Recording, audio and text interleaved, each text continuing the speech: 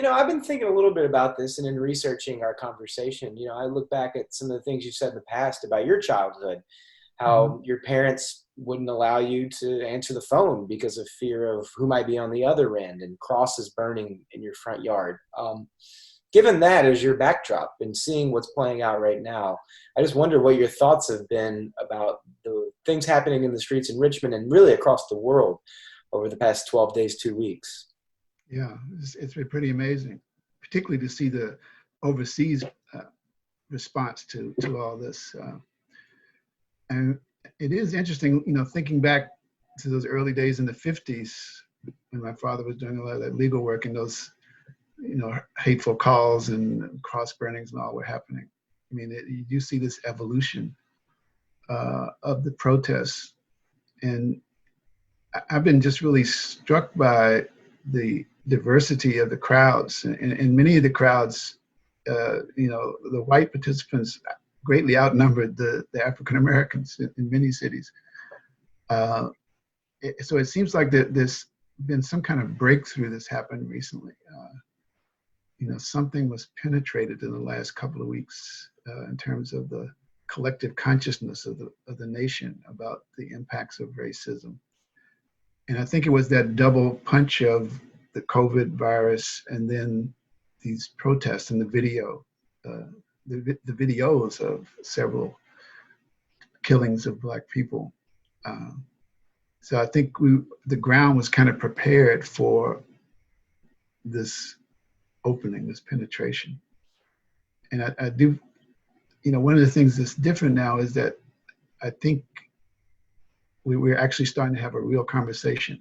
The other day, I was looking back at a documentary about the Freedom Riders in the early 1960s, and it was, it was the same issues, the same kind of behaviors with police and the demonstrators, but the way in which it was framed from the media, it was just different. There was this othering of the protesters, and of their demands. And now it seems like people are starting to understand and also understand that the source of the frustration is because this has been happening for so long. And we've been kind of waiting for so long. It's interesting at the, when they had the Brown decision in 1954, which is what, 66 years ago, we still don't have integration in the schools. But the next year, they came back for the remedy session to talk about how to implement this ruling. And the lawyers for the school districts came up with a proposal that it should start in 2020. This is 1954.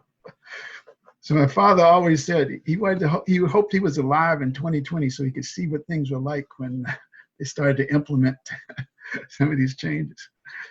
Well, I So wonder. they were pretty prescient. I mean, some of these things are now starting to happen in 2020.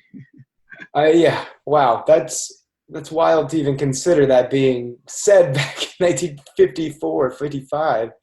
And then here we are in 2020 and this moment is happening.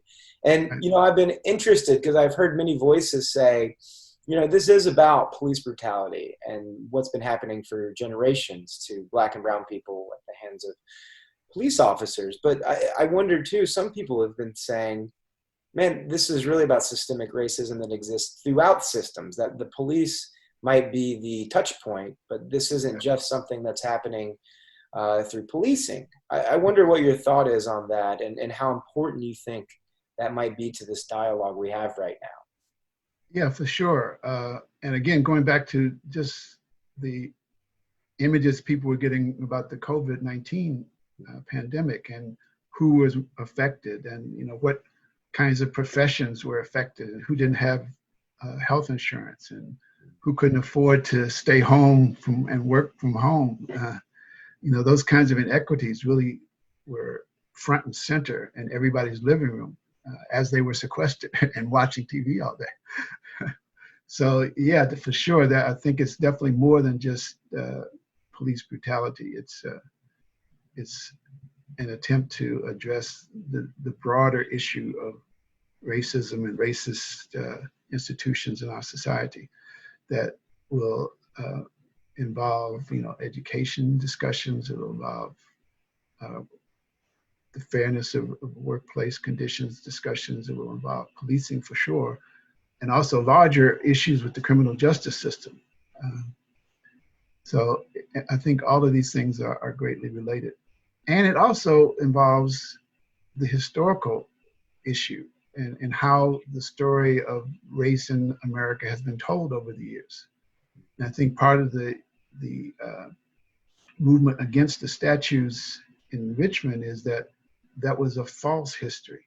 It was a false narrative of the plight that Black people were in during the years of the Confederacy and before and after, all the way up until the 1970s when you finally had the official Jim Crow uh, impact starting to dissipate.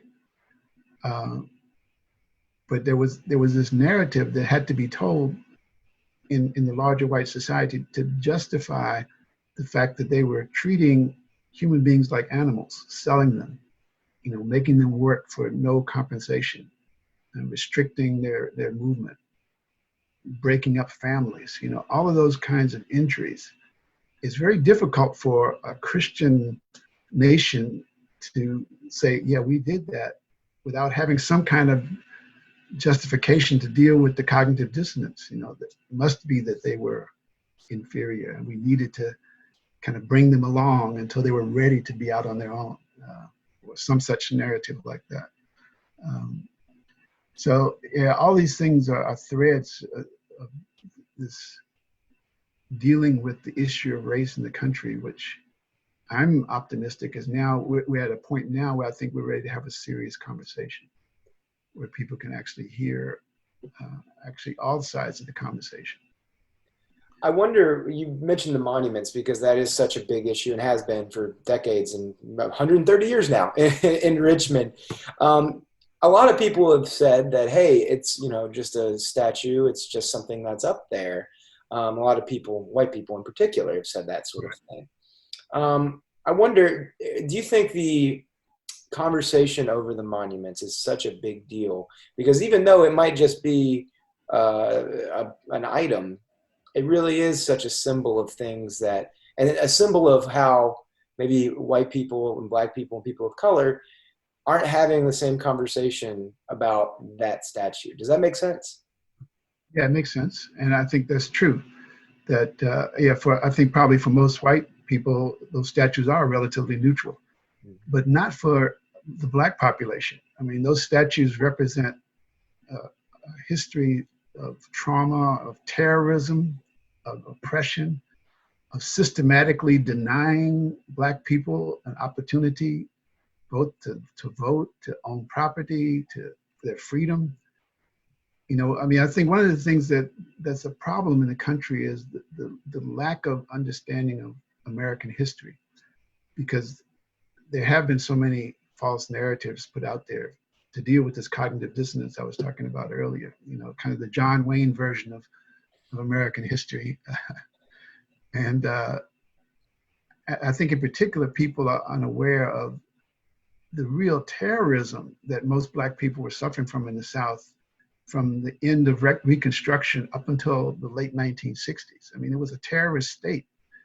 If you get out of line, you could disappear. And oftentimes the law enforcement was at the center of it, which is what creates some of this distrust in the police that still is there in the Black community. That when slavery ended, there was that little clause at the end of the 13th Amendment about ending slavery, that except in the case of someone who violates the law. And so you had all these minor offenses being used to create free labor again in the South. There's so many narratives about that are starting to come to light now. And so, yeah, when people look at those statues, they see different things. Those people who say it's heritage, not hate. The issue is that the culture that's being celebrated as heritage was hateful to Black people, was injurious to Black people, terrified Black people. And these symbols were always there when that terror was occurring. particularly things like the Confederate battle flag. So it's definitely not just a neutral symbol that people can take pride in their heritage of being from the South.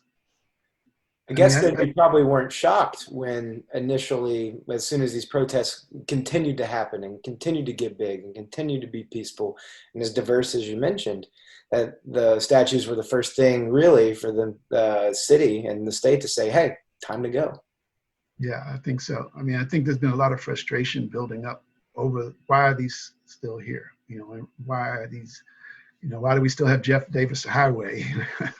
uh, why do some kids have to go to Lee Davis School and play on the football team and be the Confederates? It's like these are slights and insults, to people whose families still have living memory of what was going on during that time. You once said, and recently said, that you were born into the civil rights movement, given what your father did, and given the fact that you are a black man born in the South, in the South in the mid 1900s. I wonder what you think then, given everything you've seen in your life, this moment looks like compared to any other time you've seen in modern history when it comes to civil rights, racial relations, what we're having this big conversation about right now. Yeah, I mean, I do get the feeling that there's this paradigm shift. It's the same feeling I had a few years ago with the issue of gay marriage. Like everybody was against it, and then there was just a sudden shift, and everybody was for it. And I think the same thing is true with some of the issues we're talking about today. Starting with Colin Kaepernick and kneeling to national anthem, that it's not about disrespecting the flag or disrespecting the soldiers, but it's just an expression of this frustration that's there in the Black community. And so now I think the larger white community is starting to get that and starting to understand it and how long it's been simmering. And so I'm really, again, optimistic that we're at a real turning point in history where we have an opportunity to do the kind of racial healing that has never been done. We've never really addressed slavery and its impact. I mean, slaves added trillions of dollars to the U.S. economy, and I think a lot of people don't have that kind of appreciation or understanding in terms of how to make this right now. There's always talk of reparations, but reparations don't have to be like a cash payment out. It could be dealing with the vestiges of that era, such as the segregated school systems and the underfunded school systems that many Black children still have to deal with.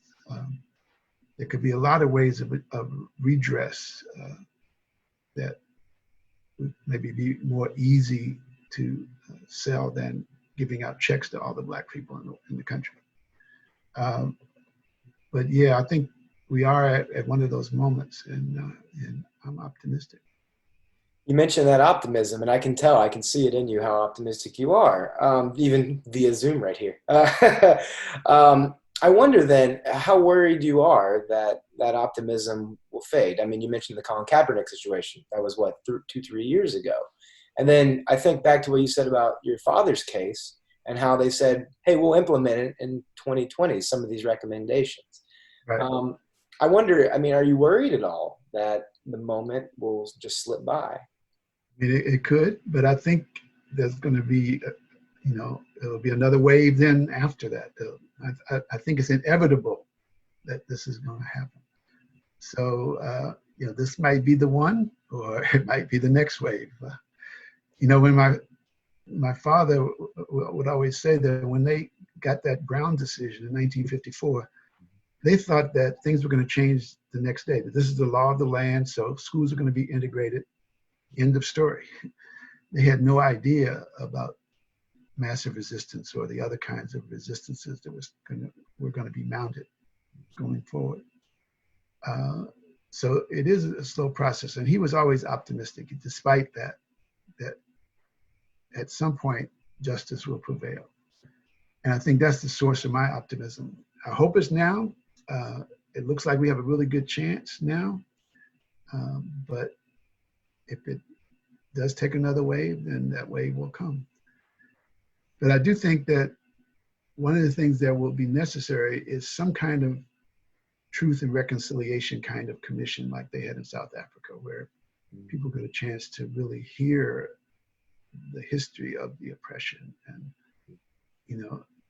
a real open dialogue about this country and its history, including not just the oppression of Black people, but, the oppression of Native people and the two-edged sword of every story. So, yesterday they tore down the Columbus statue.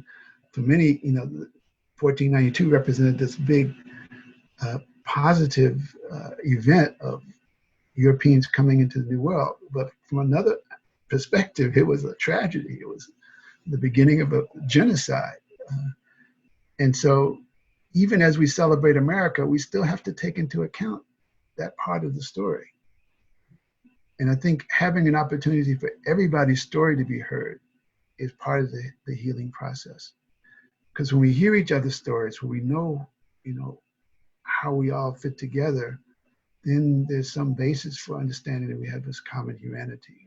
And, we can see ourselves as one united country. Part of your story is that you recently retired as a psychology professor, spent years and years in the field. I wonder, given what you studied and what you worked in for decades, what do you think mentally this moment will mean for people? I know a lot of people see this as a positive, obviously, like we've mentioned, but there's also some trauma involved with this. I wonder what your studies have shown you over the years to what people are thinking about in this moment and how important it will be for them to take care of their mental health in this time when we're having these big talks. Yeah, it's very important, not just in terms of, this particular discussion of racial issues, but just the anxiety that was created by the pandemic. And so many people feel isolated and cut off and unsure of the future. So yeah, it's very important to have some way of addressing your mental health. And one of the things that I'm doing a lot now is teaching meditation, which was always one of my big interests. And those kinds of opportunities of self-regulation that give you a chance not to suppress emotion, but to find ways of contextualizing the emotion that you might feel, and to also physiologically become more anchored so that one can deal with stressful situations without internalizing the stress and without having the stress throw one off one's center. So yeah, I think that attention to dealing with trauma, and it is true that when people are confronted with history, sometimes it is traumatic to deal with the darker sides of history, but necessary. So yeah, it is important to have ways of being able to deal with that content without having that content overwhelm you. So it's not about, when I'm talking about race, it's not about white people feeling guilty or anything like that. It's just an acknowledgement of where we are. Okay, given that history, what would allow us to become a really egalitarian society? What kinds of changes do we need to have in these different institutions? What should our policing look like? What should our criminal justice system look like? What should our educational system look like if we really were to have a truly just and equitable society? And I think that's the most exciting thing for me, this opportunity of almost reimagining America and coming up with the country that we always thought we had, but we didn't. And I think it was the authorities that could tell people, no, it's not quite there yet. I think that's true. And I'm glad that we're having this conversation, you and I, but that you can share your words with our folks today on TV. Very powerful. I really appreciate you taking the time. Is there anything that I didn't ask you that you've been thinking about that this time that's really important to you? I think you covered most of the bases.